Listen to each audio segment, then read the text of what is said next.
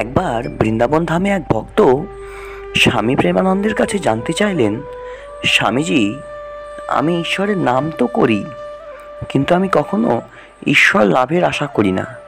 আমার মনের মধ্যে সর্বদা অর্থপ্রাপ্তির বাসনা ঘোরাফেরা করে।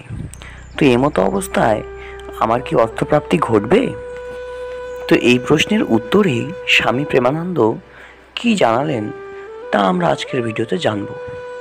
তো চলুন বন্ধুরা, কমেন্টে রাধে রাধে লিখে আজকের ভিডিওটা শুরু করি।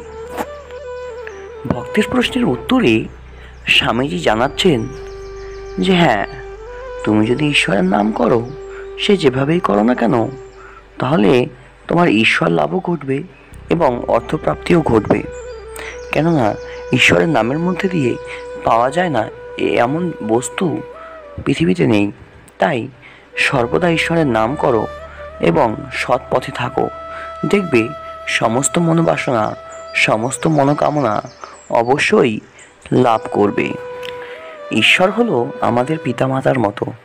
পিতামাতার কাছে থাকলে, তাদের কথা মেনে চললে যেরকম আমাদের জীবন মঙ্গলময় হয়ে ওঠে, সেরকমই জীবনে সর্বদা ঈশ্বরের নাম করে চললে জীবনও হয়ে ওঠে মঙ্গলময়। জীবনের পথ হয়ে ওঠে সহজ, জীবনে কোনো কষ্ট থাকে না। তবে শুধু যে ঈশ্বরের নাম করলেই সব কিছু পাওয়া যাবে তা কিন্তু নয়।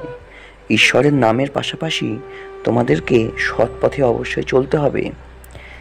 সৎ পথে চলতে হবে, কারোর কোনো কিছু ক্ষতি করা চলবে না।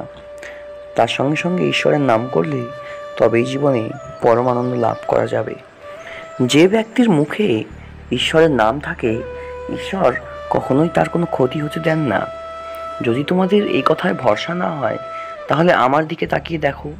একসময় আমি খেতে পেতাম না, অসুখ করলে দেখার লোক ছিল না, কিন্তু আজকে আমাকে দেখো, ঈশ্বরের নামের মাধ্যমে আমি এমন জায়গায় পৌঁছে গেছি যেখানে আমার অর্থের তো প্রয়োজন নেই, কিন্তু এত মানুষকে আমি পাশে পেয়েছি, এত মানুষের ভালোবাসা পেয়েছি যে এই পৃথিবীতেই আমি ঈশ্বর লাভের সমান আনন্দ পেয়েছি। আমার জীবনে কোনো ভয় নেই, কোনো মৃত্যু ভয় নেই।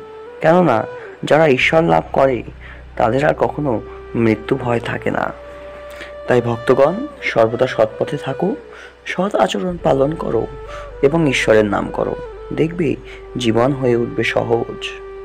তো ভক্তের প্রশ্নের উত্তরে স্বামী প্রেমানন্দ এটি জানিয়েছিলেন। তো বন্ধুরা, কেমন লাগলো আজকের ভিডিওটা সেটা অবশ্যই আমাদের কমেন্টের মাধ্যমে জানাও। আর এইরকমই প্রেমানন্দ মহারাজের হিন্দি ভিডিওগুলোকে বাংলায় শোনার জন্য আমাদের চ্যানেলটি সাবস্ক্রাইব করে আমাদের পাশে থাকো। ধন্যবাদ।